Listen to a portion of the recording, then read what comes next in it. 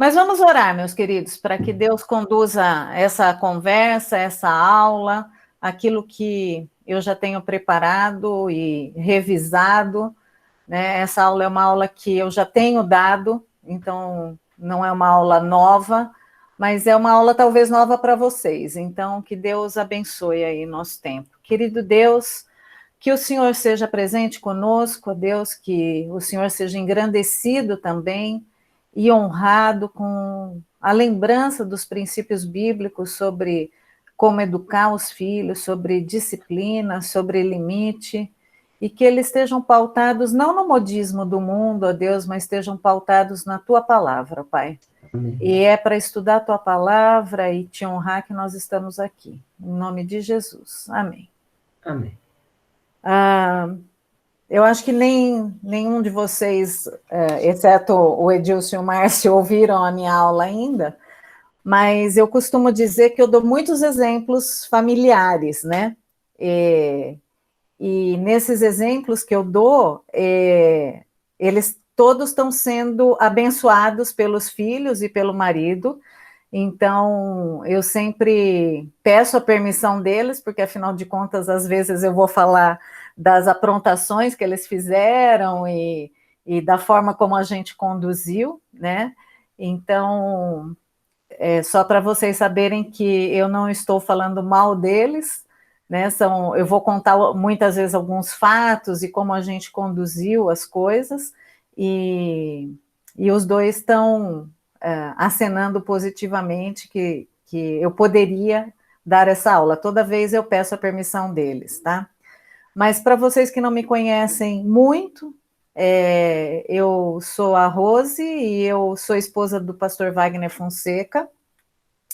Eu trabalhei na igreja durante 22 anos, eu tive o privilégio de construir o Ministério Semear, né? Então, tem 4 anos que eu me aposentei e o Natanael assumiu o meu lugar, mas desde os meus 17 anos eu trabalhava com a área de educação, comecei com pré-escola, depois eu fui dar aula para supletivo, depois eu voltei para coordenar uma escola, quando a igreja me convidou para implantar o Ministério Semear, né? Então, eu, além de uma observadora de crianças, eu trabalhei muito tempo com criança, estudo muito sobre isso, e tenho 2 filhos, né? O Lucas vai fazer, daqui 2 semanas, 32 anos, a Isabela tem 29, o Lucas hoje é um dos missionários da igreja, né? Ele é casado com a Naila, me deu uma netinha chamada Valentina.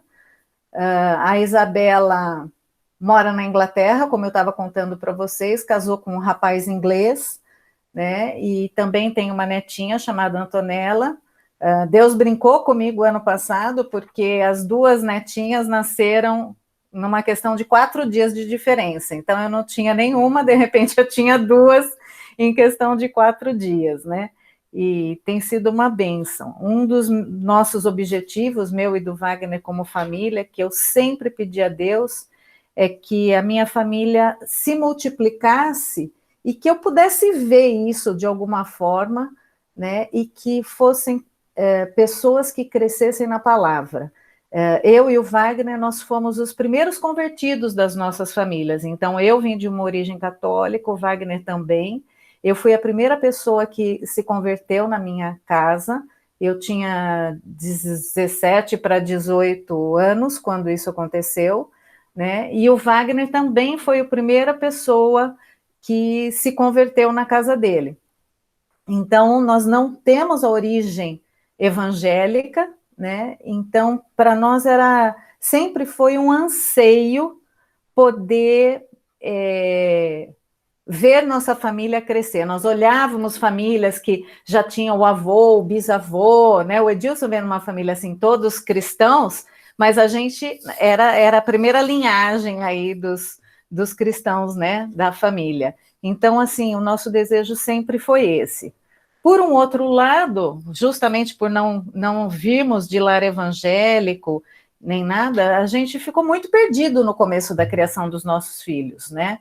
Então, para nós era uma dificuldade saber o que fazer e como agradar a Deus e tudo mais. Nós viemos de um ministério que trabalhava com acampamento de adolescente, então também nós fomos as primeiras pessoas a ter filhos, né? Então, o Lucas, que é o meu filho mais velho, ele nasceu num lar onde nem do lado do Wagner existiam crianças ainda, e nem do meu lado existiam crianças, os nossos amigos não tinham filhos, então ele foi o cobaia de tudo aí, né? Mas a gente tinha uma fala que a gente falava assim, a gente prefere pecar pelo excesso do que pela falta, no que diz respeito à disciplina. E erramos muito, então não estou aqui para falar para vocês que nós somos o bambambam, porque não, né? Até hoje, às vezes a gente lembra de algumas situações e liga para um filho, filho, aconteceu isso, isso, isso, você ficou magoado comigo, me perdoa. Tem coisas que às vezes a gente vem lembrar e vem fazer acertos ainda hoje com eles adultos e tudo mais, né? Mas eu lembro que anos atrás, quando eu montei essa aula, eu perguntei para eles assim, eu queria que vocês me mandassem uma foto que expressasse que, embora em casa tenha tido limites e disciplina bem apertadinho e bem sério, né? Que expressasse um pouquinho o que vocês entendem que isso gerou, né? E perdi minha foto, não está aparecendo aí para vocês, né? Oh, não, né? Quem está aí? Não, Rose. Não tá, né? Não. Depois eu mostro, então, mas o slide que viria agora é uma foto deles me carregando no colo, eles já adultos, né? Mostrando toda a alegria que eles têm de ter sido criado, mesmo com a disciplina apertadinha do jeito que foi, e séria e tudo mais, né? Então, creio que não deixou marcas negativas, porque tentamos agradar a Deus com isso. Uma coisa que eu preciso, talvez caia numa repetição, porque eu não, como eu estava com a minha neta aqui, o Wagner muitas vezes dando aula, eu não tinha conseguido ainda entrar na aula de educação de filhos para ver o que foi falado antes. Então, pode ser que eu seja redundante, mas eu preciso passar para vocês alguns conceitos para que a gente possa entrar no assunto que eu preciso dizer aí para vocês, que é o educação de filhos aí, e a primeira coisa é lembrar que os nossos filhos são pecadores, né? Eu acho que em algum momento dessas aulas todas isso já foi falado para vocês, né? Mas por incrível que pareça, de todos os aconselhamentos que eu faço, de todas as conversas que eu tenho, sempre tem uma dorzinha no coração quando a gente fala que os filhos são pecadores, né? E não somos nós que falamos. Provérbios 22:15 diz: a estultice está ligada ao coração da criança, mas a vara da correção afugentará dela. Ou seja, a criança é estulta, a criança é tola, a criança ela não tem maturidade, né?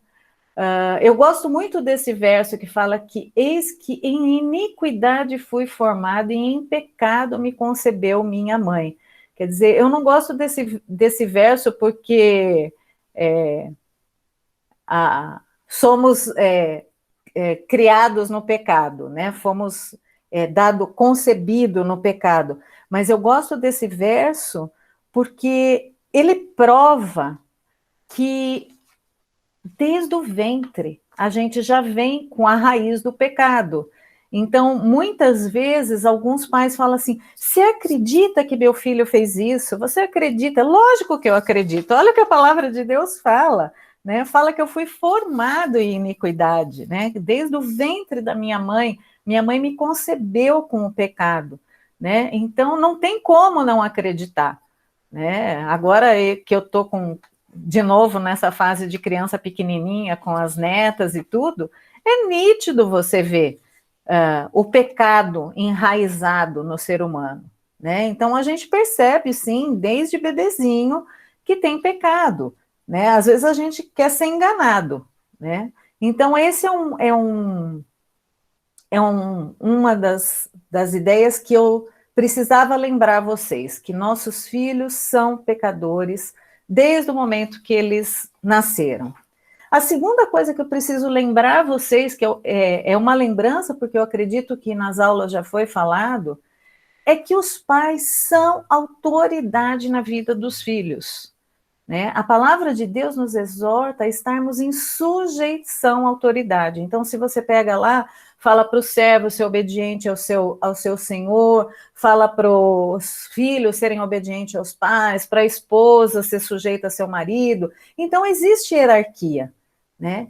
E quando uma pessoa engravida, quando dá à luz, aquele casal ou aquela mãe, se for no caso de mãe solteira e tudo mais, ela já está imbuída da autoridade dada por Deus para que ela crie aquela criança, para que eles criem aquela criança.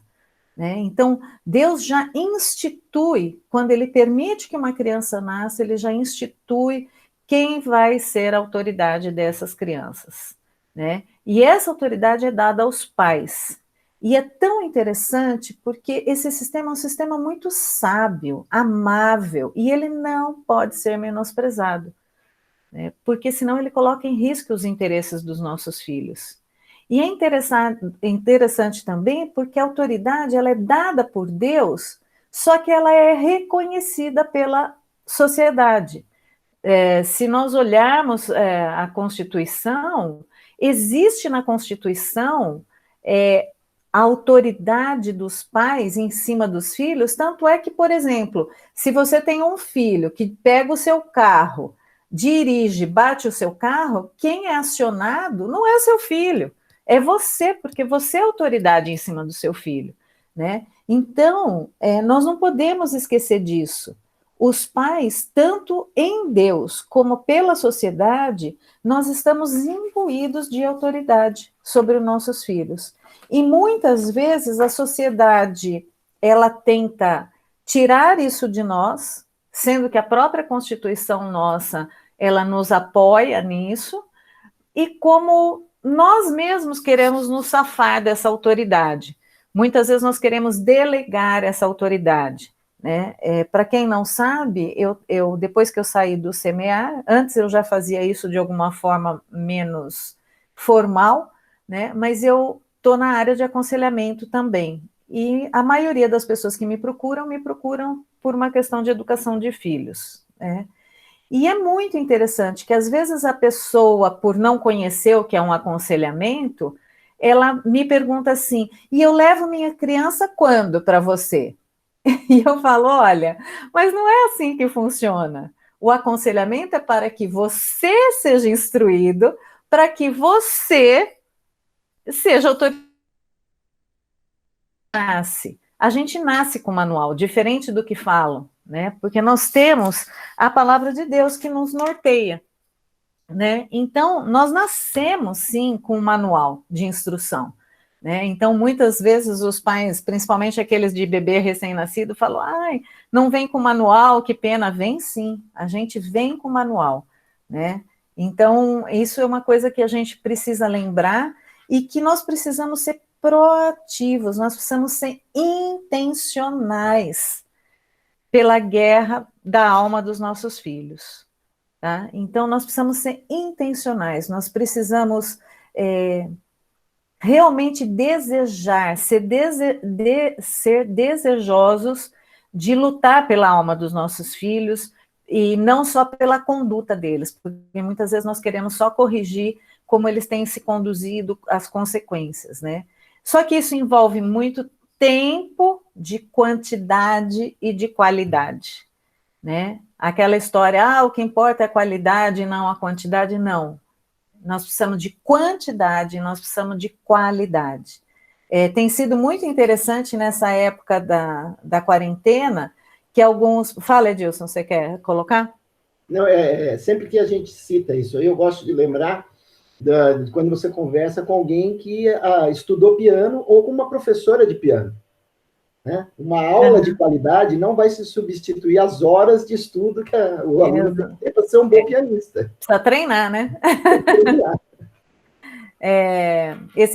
Essa época de quarentena, eu tenho conversado com muitos pais, foi muito interessante isso, que depois a gente precisa até conversar um pouquinho, Edilson.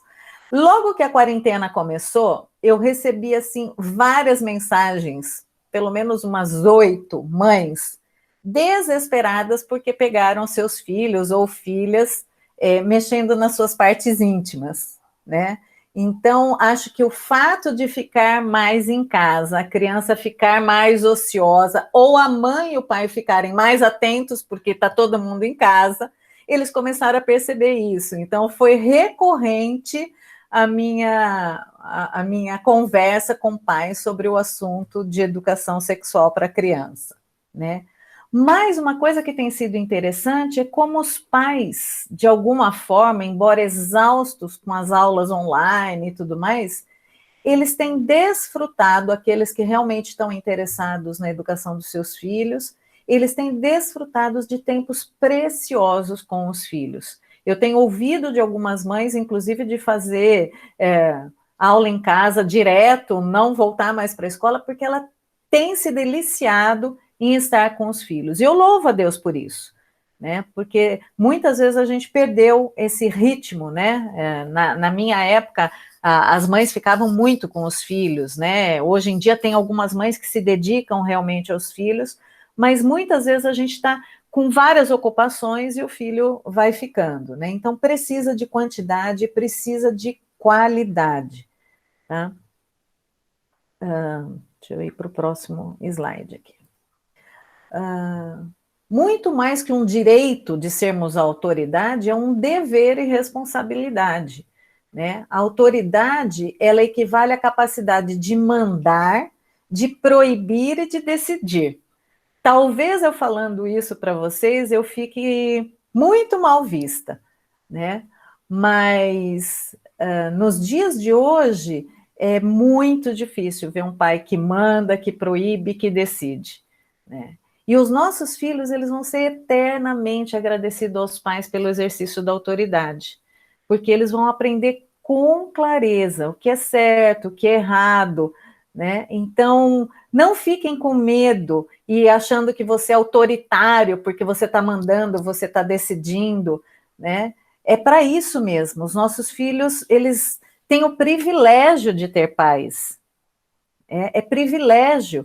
Pais que são autoridades, aquele que decide por ele porque ele ainda não tem condição, aquele que proíbe ele porque ele não sabe o que é certo e o que é errado, e com o tempo nós vamos aumentando essa margem, e aí os nossos filhos vão sendo capacitados para tomar suas decisões, mas neste curso que é de 0 a 5 anos, os nossos filhos não têm condição de decidir, né? Nós vamos encaminhá-los para a decisão, e é por isso que os pais precisam ser autoridade.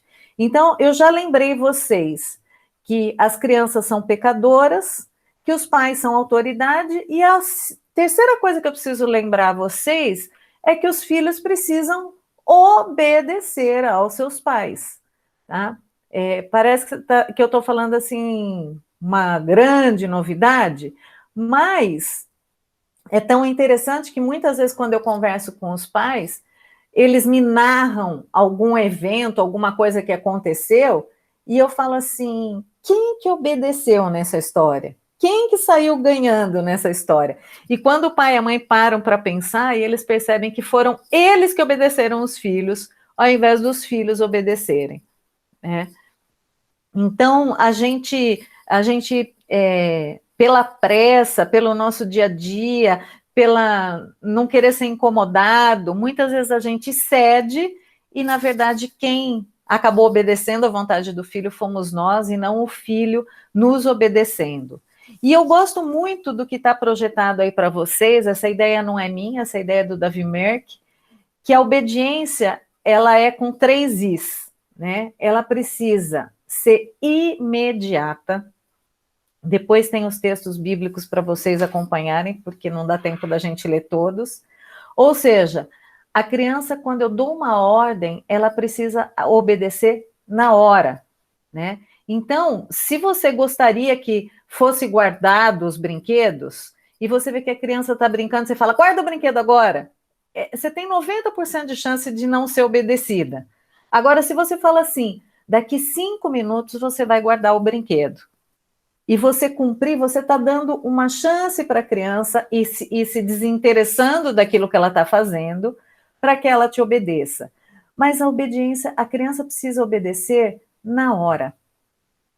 Essa questão de obedecer na hora faz com que ela não corra riscos, né? Eu me lembro uma vez, e eu sempre conto essa história, eu estava atravessando, o Lucas tinha uns 2 anos de idade, eu estava grávida, atravessando uma avenida lá no Castelo, e ele tinha um brinquedinho na mão. E na hora que eu fui atravessar, o semáforo fechou para a segunda parte da avenida. E eu dei uma acelerada com ele, e naquela corridinha que a gente deu, o brinquedo caiu da mão. E ele teve a intenção de largar da minha mão para voltar a pegar o brinquedo. E eu só falei, não! E ele obedeceu. Mas, gente, foi assim, nós pisamos na calçada e o carro passou em cima do brinquedo dele, assim. Agora, imaginem vocês se não tivesse sido uma obediência imediata. Essa hora eu não estaria contando essa história desse jeito. Porque aquele que foi esmagado teria sido o Lucas, talvez, né? Então, os nossos filhos, eles precisam obedecer na hora, porque é importante que ele entenda. Ah, mas guardar o brinquedo, escovar o dente.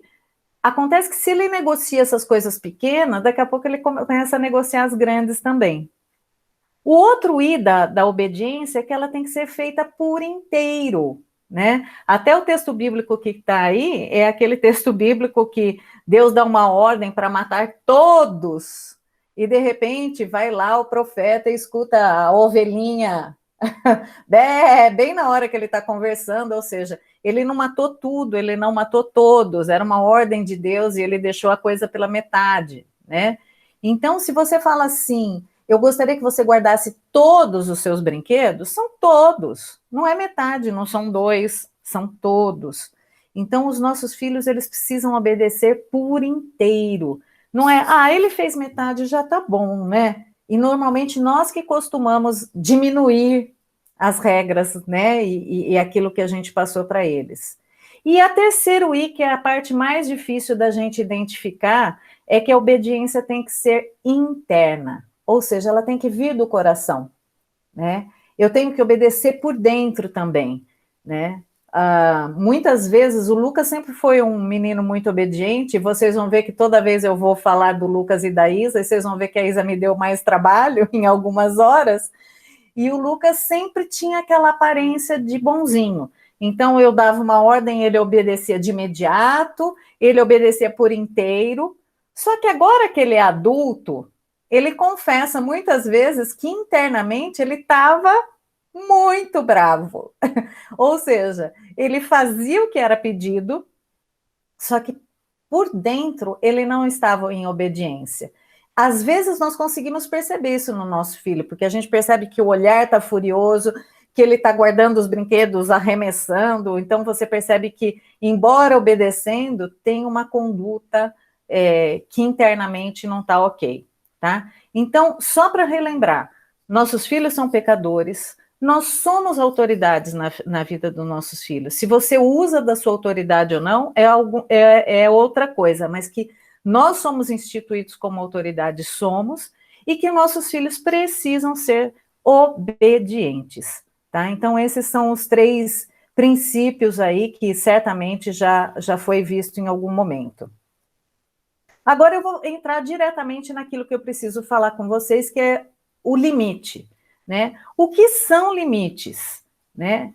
O limite, ele dá segurança para os nossos filhos, tá? O limite, ele estimula a criatividade, ele dá maturidade para os nossos filhos. E o legalismo, ele torna a criança irresponsável, porque ela tem a lei, mas ela não foi exercitada, dá um ar de falsa espiritualidade, né? Porque ela parece que ela está cumprindo tudo bonitinho e fica imaturo, né? Então tem uma grande diferença entre os nossos filhos terem limites e terem leis só para cumprir, né? Os limites, eles são dados e devem ser dados, pautados em agradar o Senhor através da palavra dele, tá? Os limites não são coisas que, eu estou imaginando da minha cabeça, é assim que eu quero, é assim que meu filho tem que fazer. Não, não é desse limite que eu estou falando. Eu estou falando daqueles limites que o Senhor nos coloca, né? E para isso, nós temos várias formas de aprender. O que agrada e o que desagrada a Deus, tantas aulas que estão sendo dadas, tantas conexões que estão sendo dadas, tanto sermão que está sendo dado. Nós temos o privilégio de estar numa igreja que encharca a gente com a palavra de Deus, e nós temos como descobrir quais são os melhores limites, tanto para nós como pais, o que eu posso e o que eu não posso fazer, como para os nossos filhos, o que seria ou não agradável para eles, né? Se alguém puder abrir Efésios 6, versículo 2 e 3.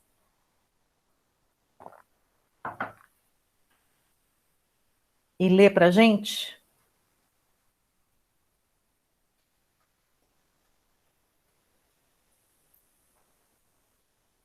Alguém? Efésios 6. 2 e 3. Honra teu pai e tua mãe, este é o primeiro mandamento com promessa, para que tudo te corra bem e tenhas longa vida sobre a terra. Isso. Esse é o verso que está aí, honra teu pai e tua mãe, né? E é um sistema que Deus criou, meus queridos, que é um sistema para preservar os nossos filhos. Eu espero que ninguém seja místico, mas eu trouxe um guarda-chuva para que a gente tenha esse exemplo. E a ideia é o seguinte: eu estou aqui, vocês estão me vendo? Bonitinha no guarda-chuva? Sim. A ideia qual é? O guarda-chuva é o meu limite. O guarda-chuva é a minha proteção. Pode cair raios e trovejadas e tudo mais, mas existe um limite. E o ideal seria que eu estivesse aqui, o Wagner estivesse aqui, o Lucas e a Isabela. Todos nós conhecendo quais são os limites, né? Que horas eu posso chegar em casa? Eu posso ou não dormir na casa da minha amiguinha? Que horas que eu faço lição? Eu preciso comer toda a comida, inclusive os verdinhos. Tudo isso é o limite que eu coloco, tá? E o que acontece? Os meus filhos, eles podem querer testar esse limite. Então, eu estou aqui com meu marido, meus filhinhos, e de repente um se afasta do guarda-chuva. O que pode acontecer com ele? Vai se molhar, vai cair trovejada. E nós, como pais, o que nós fazemos? Nós corremos com o nosso guarda-chuva atrás dos nossos filhos, porque a gente ama tanto os nossos filhos que nós não queremos deixar eles de fora do nosso guarda-chuva. E aí a gente muda o nosso limite. O nosso limite que estava aqui, eu, meu marido, meus filhos, se um saiu, às vezes eu mudo um pouquinho. Mas se ele não chegou às 9, ele pode chegar às 9h30, né? Só meia hora, né? E só faltou 3 colheradas. Poxa vida, ele queria tanto colocar essa roupinha, embora seja roupa de ir na igreja, né? Ele brincou e lameou tudo a roupa, né? Então, quando os meus filhos saem desse limite que eu coloquei, se sou eu que corro até eles, eu estou fazendo com que meus filhos, eles não entendam que esse limite é uma proteção para a vida deles. E é isso que esse versículo fala. Honra teu pai e tua mãe, que é o primeiro mandamento com promessa, para que te vá bem. É para que você fique bem, para que você não se molhe, que você não pegue Covid, né? Então, é para que você vá bem. É por isso que é criado esse sistema. E quando eu vejo meu filho do lado de fora, se sou eu que corro com meu guarda-chuva, eu estou criando crianças rebeldes, que não sabem pedir para voltar para dentro da proteção. Agora, se eu continuo aqui firme, com o meu limite, com o meu marido, com o filho que ficou, e ele olha assim e fala assim, mamãe, posso voltar? Você fala, é lógico que pode, eu te amo, mas você tem que pagar uma multa, você tem que pagar uma consequência. E essa consequência, para ter saído desse limite, para ter desobedecido, é aí que entra a disciplina. Dúvidas até aí? Pode perguntar, porque senão eu fico só falando. E a ideia não é essa. Não, tá tudo certo. Não sei porquê, mas minhas figurinhas caíram para fora. Eu tinha até uma figurinha aqui. Agora, quais são os limites que eu devo colocar para os meus filhos? Você vai me perguntar. E sabe qual é a resposta? Se você achou que eu ia responder essa, a resposta é: eu não sei. Eu não sei quais são os limites da sua casa. Eu não sei quais são os limites que você vai colocar, né? Eu e o Wagner tivemos que pensar quais eram os nossos limites. O que eu gostaria, o que eu não gostaria, se tem hora para dormir ou não tem hora para dormir, se tem uma nota escolar que eu almejo ou não, com que idade vai namorar. Esse é um privilégio de vocês como pais.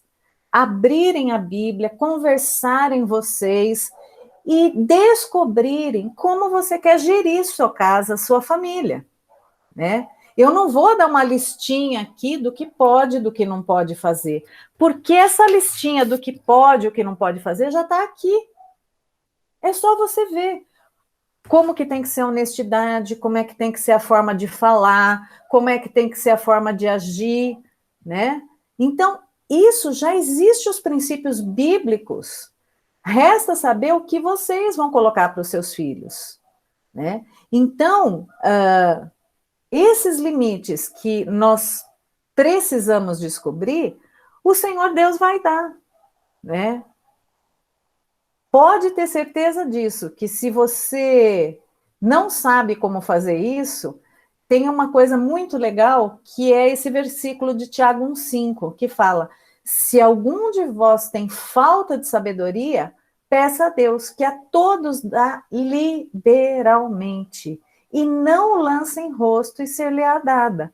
É legal esse versículo, porque fala que se eu tenho falta de sabedoria, eu posso perguntar para Deus: Senhor, eu não sei o que eu faço. Tem alguma coisa que não está funcionando, me ajude. Esses limites, meus queridos, eles não têm que ser para me agradar, para te agradar. Os limites têm que ser para agradar a Deus. Porque quando eu coloco as ordens que eu vou dar para os meus filhos no patamar de você está desagradando o Senhor, e não, você deixou papai e mamãe triste, a coisa fica muito mais, num nível mais superior, né? Então, nós temos que lembrar que esses limites, a princípio, eles têm que agradar o Senhor. Por isso que nós vamos perguntar para Deus quais são os limites. É bom que meu filho tenha horário para dormir, né? A palavra de Deus fala para fazer tudo com ordem e decência e tantas outras coisas, né? Então, busque na sua casa quais são os limites. Estipule ali quais são as regrinhas da casa. E é lógico que essas coisas vão mudar. Quando não tinha quarentena, as regras eram de uma forma, agora com quarentena as regras são de outra forma.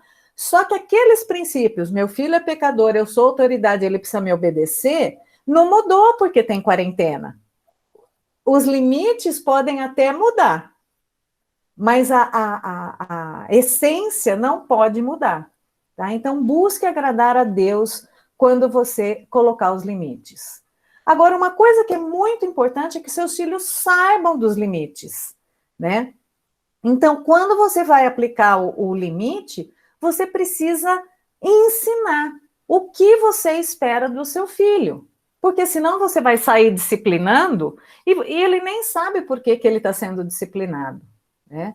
Então, quando você tem uma ordem para ser dada, um limite para ser aplicado, eu sempre digo o seguinte: não explique demais, né? Nós temos uma geração hoje em dia que parece que tem que escrever um dossiê na hora do filho entender o que é o limite. olha, filho, você vai tomar vacina, porque na vacina, hoje em dia tem um bichinho, o bichinho vai picar você, vai fazer mal, e você dá toda aquela série de explicação, meu querido, a criança já desligou na segunda frase que você falou, né? Então, nós não precisamos explicar demais, nós precisamos falar, olha, você vai tomar vacina porque é importante para você não ficar doente, e dá a vacina, né?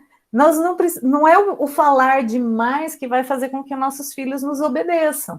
E lembrando que eu sou autoridade, eu sei o que é melhor para o meu filho, né? Então, não é você autoritário e não dar nenhuma explicação, mas também você não precisa ficar dando aquele monte de explicação, porque não é necessário. Outra coisa, não dê muitos avisos. Olha, se você não me obedecer, você vai ver, eu vou tirar o celular. Se você não me obedecer, nós não vamos para a casa da vovó. E você não vai mais tomar sorvete. Então, são muitos avisos. Muita negociação que fica em cima antes de aplicar o limite. O limite foi dito, foi explicado uma vez, pergunta se entendeu, acabou, não tem mais aviso, né?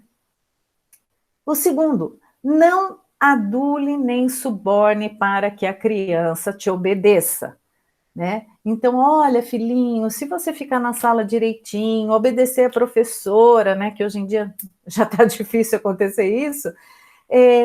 Depois nós vamos comer McDonald's, né? A criança ela não tem que te obedecer por estar atrelado a algum prêmio, né? Se você quiser ser gracioso com ele, levar ele comer, não tem problema algum, mas não porque ele te obedeceu ou não, tá? Então essa é uma outra forma de aplicar o limite. E outra coisa é não ameace. Então, assim como você não vai subornar dando alguma coisa, você não vai ficar ameaçando. Olha, se você não fizer, você vai ver. Nós vamos chegar em casa, você vai apanhar, vou tirar a televisão, vou tirar...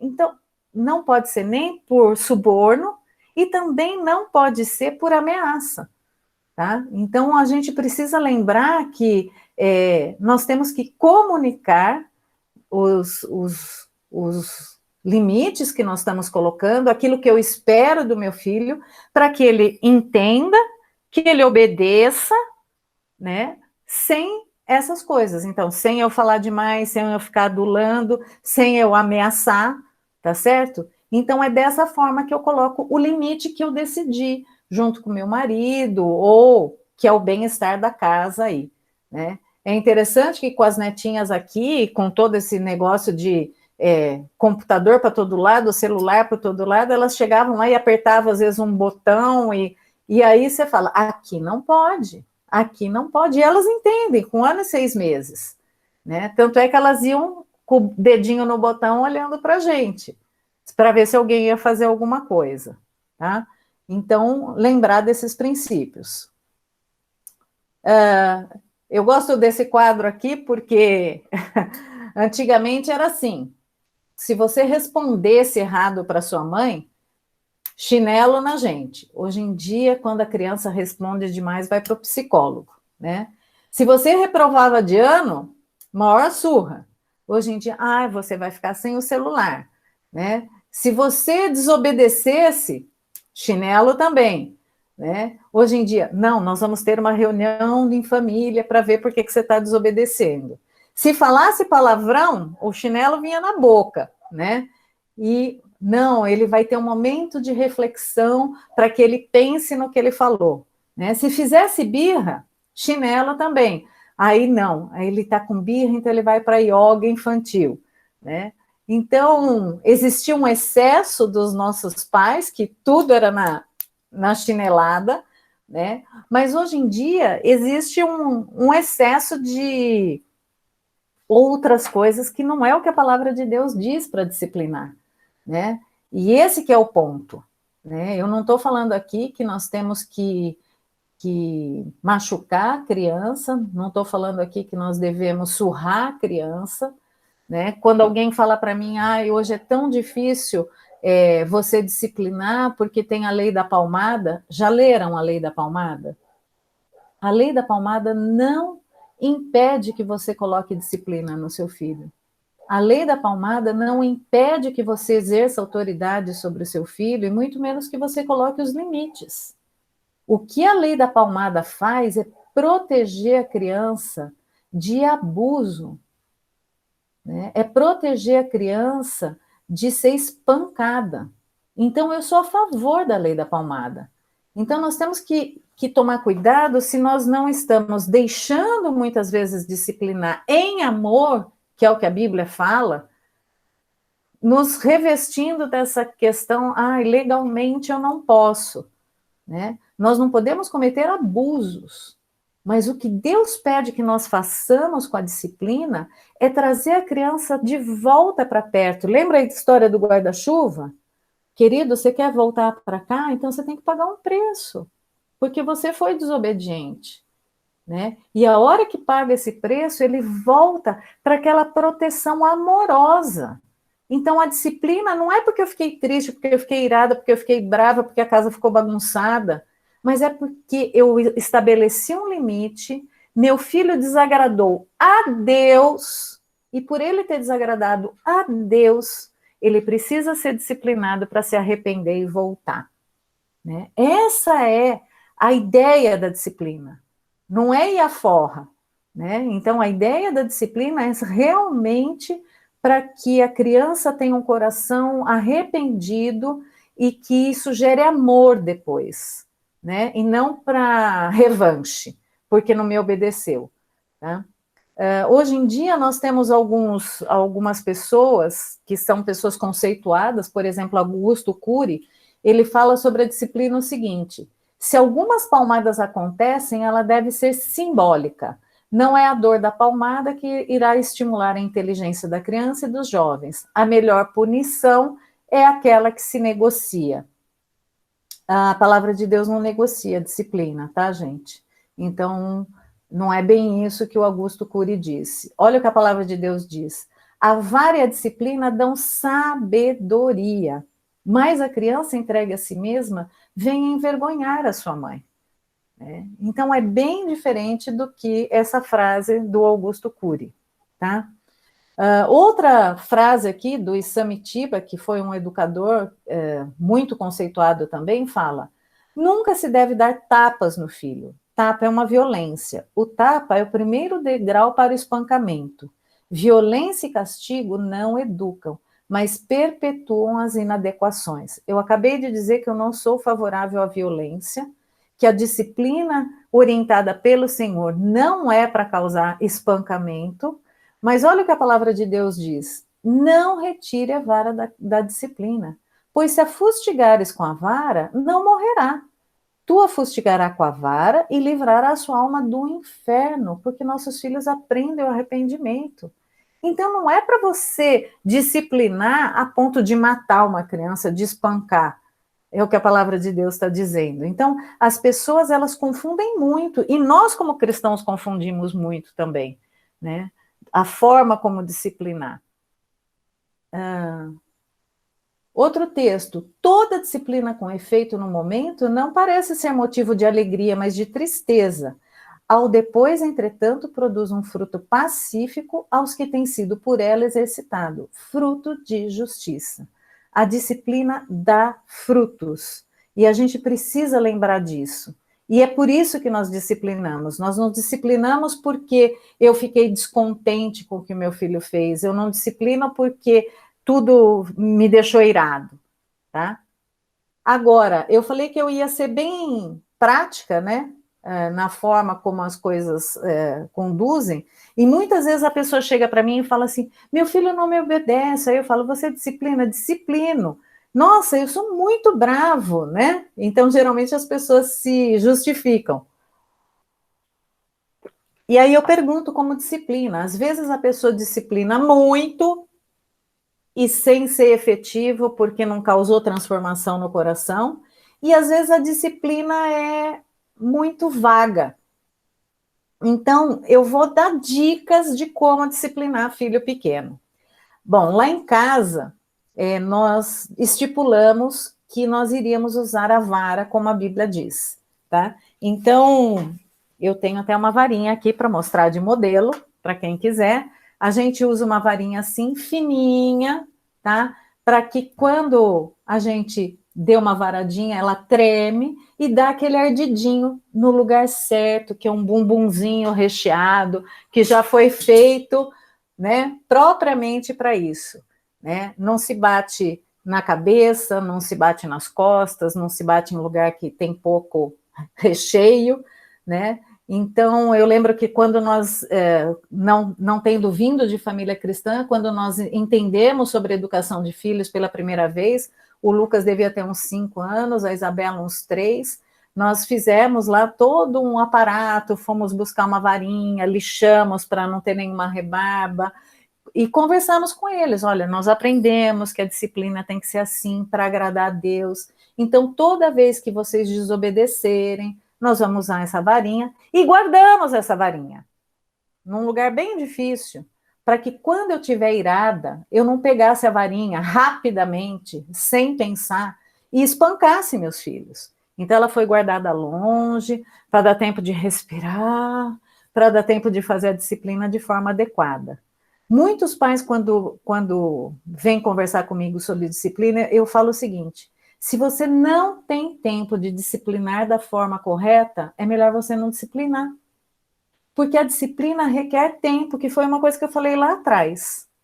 E aí eu vou explicar agora para vocês como deveria ser. Isso não significa que sempre nós conseguimos exercer dessa forma, mas como que tem que ser a disciplina?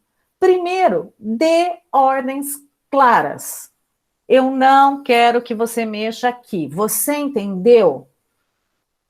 É sempre essa a pergunta. Você entendeu? Se a criança disser que entendeu, a ordem foi dada. Existem algumas ordens que nós não precisamos repetir. São ordens do dia a dia. A hora de dormir, como tem que comer, que não pode bater, né? Essas ordens, elas dadas uma vez, 2, 3, elas não precisam ficar sendo repetidas tantas vezes, porque é uma coisa do dia a dia. Então, dê ordens claras, é o primeiro ponto. O segundo ponto, nunca ignore a desobediência. Uma vez que eu já dei a ordem, a criança disse que entendeu, se ela não fizer, eu não posso ignorar. Porque ela precisa ter o seu preço pago ali, né? Que é a disciplina. Tá? Outra coisa, verifique a natureza da ofensa. Por que ele não obedeceu? Porque ele é incapaz de fazer aquilo? Por exemplo, ele foi comer e derrubou a comida. Ele derrubou de propósito porque ele não queria comer, e isso é uma rebeldia, ou ele foi incompetência da coordenação motora? Então, eu preciso verificar qual que foi a natureza dessa ofensa, tá?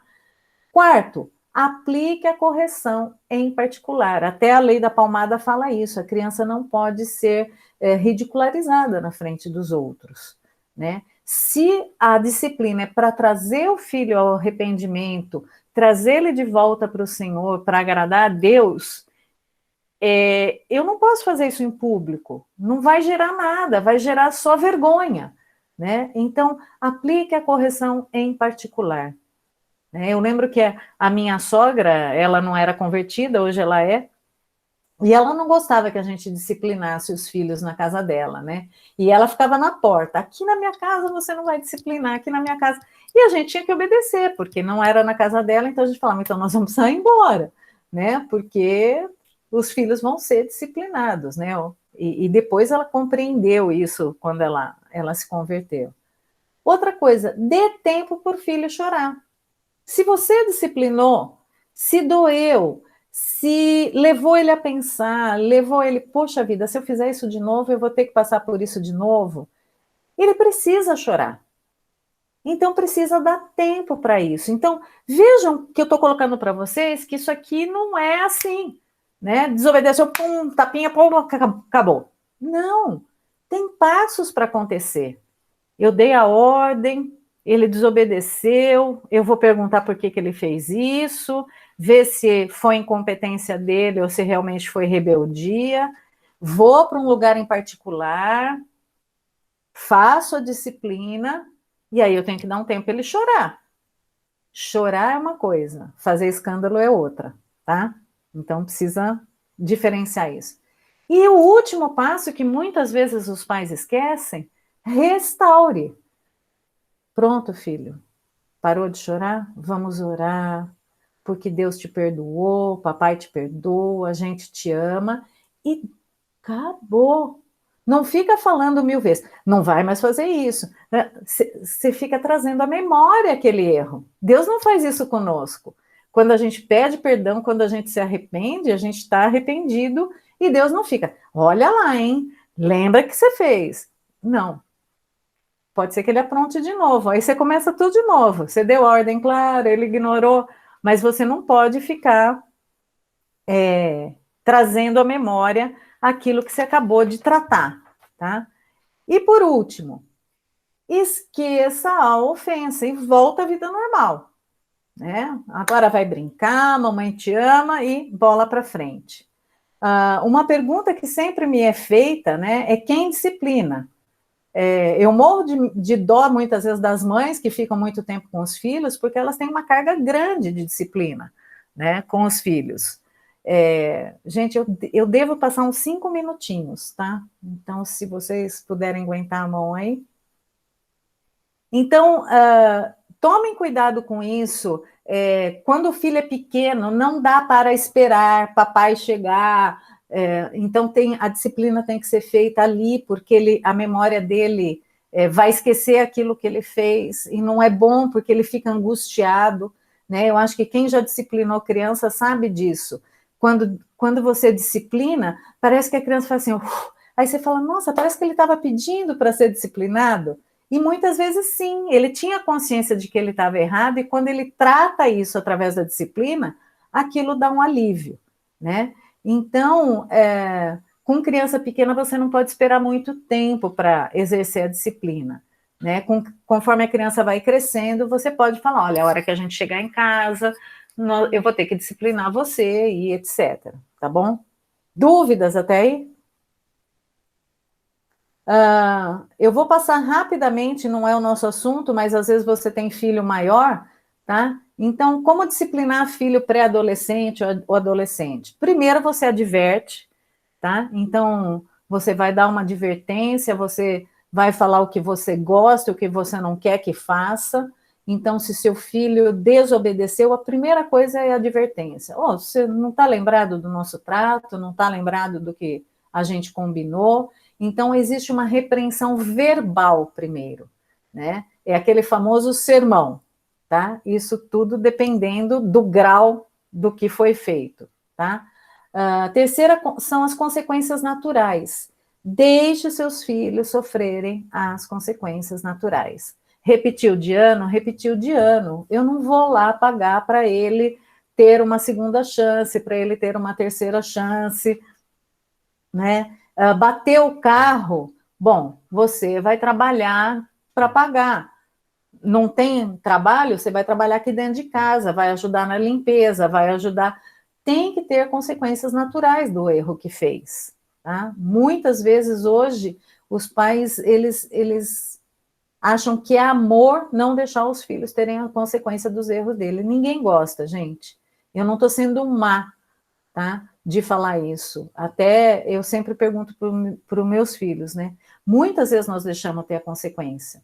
Eu me lembro uma vez que a Isabela teve uma fase bem rebelde, e ela já estava trabalhando, ela começou a trabalhar com 15 anos, fazendo serviço de babá, depois ela foi fazer um estágio, não sei o quê. E eu lembro que nós chegamos para ela e falamos, filha, nós vamos orar para Deus pesar a mão na sua vida, porque você não está entendendo como é que são as coisas. E eu lembro que em uma semana ela perdeu o emprego, ela bateu o carro, e aí nós falamos, beleza, perdeu o emprego, bateu o carro, você vai ficar em casa então, né? Você vai fazer a limpeza, você vai passar roupa. E eu lembro que o computador de casa quebrou e até a chapinha que ela fazia pifou. Ou seja, Deus tirou tudo dela. A gente ria porque eram tantas coisas acontecendo de ruim para ela naquela semana, mas nós tínhamos pedido a Deus que colocasse a mão, porque ela precisava entender como ela estava fazendo coisa errada, né? E ela sofreu as consequências naturais daquela época, né?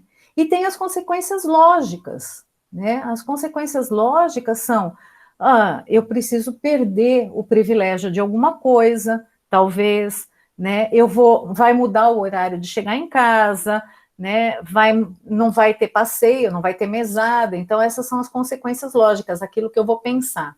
Multas, talvez, né? Aqui em casa nós tínhamos um combinado quando os filhos começaram a dirigir, que eles precisavam chegar em casa com o carro abastecido, porque no dia seguinte sempre alguém tinha que sair trabalhar de manhã e a pessoa não podia ser pega de surpresa.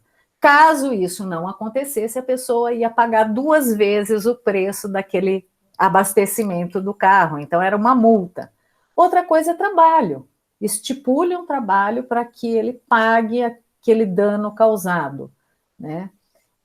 E o 7º, que é importantíssimo, que é pedir perdão, né? Você precisa pedir perdão, você ofendeu fulano, ciclano, o outro. Eu lembro que uma vez eu conversei com uma adolescente, ela tinha magoado ela, os pais e os pais do namorado por uma atitude dela. Eu falei, você vai ter que um por um pedir perdão. Ah, mas isso dá vergonha. Eu falei, querida, mas é a consequência, você precisa pedir perdão, se você realmente está arrependida. Porque vergonha é uma coisa e arrependimento é outra, tá? E por último, perder privilégios, né? Então, eu lembro, por exemplo, que teve uma época que Lucas, eu e o Wagner iríamos viajar e por conta de algumas rebeldias da Isabela, ela não foi, doeu no coração, né? Mas depois nós tivemos a oportunidade de que ela fizesse isso no momento que ela tivesse condições de fazer isso, né? Eu falei algumas vezes da Isa e falei para vocês que ela dava mais trabalho mesmo, né?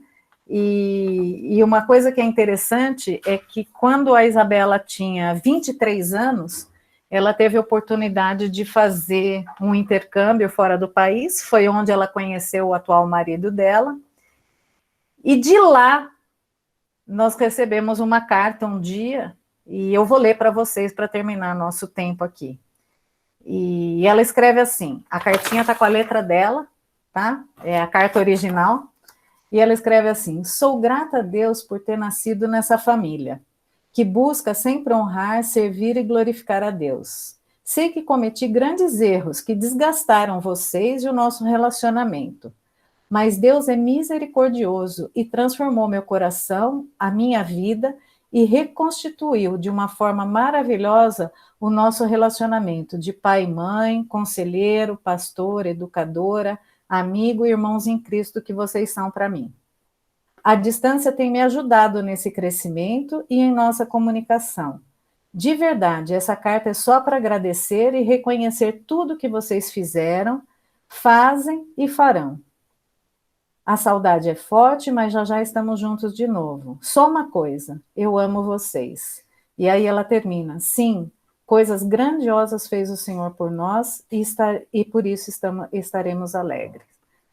Essa carta aqui, para mim, fechou um tempo muito difícil, de colocar limite, de disciplinar, de chorar pelos erros, pelos pecados, né? E quando nós recebemos uma carta dessa, de uma filha que deu tanto trabalho, sabe quando parece que Deus fala assim, ó, valeu a pena. E aquilo que eu comentei com vocês lá no começo, que a gente preferia errar pelo excesso do que pela falta, parece que essa carta carimbou aquilo que a gente passou, que foram momentos difíceis, de joelho no chão, né, pelos filhos, muita oração, pedindo a Deus o que fazer muitas vezes, e depois de adulto, o filho vem e reconhece que vale a pena, né? E hoje eles estão na tarefa de educar as filhas deles, né? Lembrando muitas vezes do que eles viveram, né? E usando limite, disciplina para honrar e agradar a Deus. Gente, eu não dei esses exemplos, volto a dizer, para exaltar de forma alguma. Nós cometemos muitos erros, mas é para dar esperança para vocês. Esperança, vale a pena seguir o que Deus fala, no que diz respeito a limite, no que diz respeito à disciplina, tá? Vamos orar? Eu Eu vou orar, depois eu vou terminar a gravação. Se alguém quiser fazer uma pergunta, a gente continua, tá bom? Querido Deus, eu quero agradecer por esse momento, porque a tua palavra é viva, porque o Senhor não muda, tantos modismos na educação de filhos, mas o Senhor continua o mesmo. Então, que possamos, ó Deus, lembrar, ó Deus, que na tua palavra tem princípios eternos para educarmos os nossos filhos, ó Pai. Dê ânimo para os pais, dê esperança a eles, ó Deus, de que vale a pena fazer o que o Senhor pede. Em nome de Jesus que eu oro. Amém.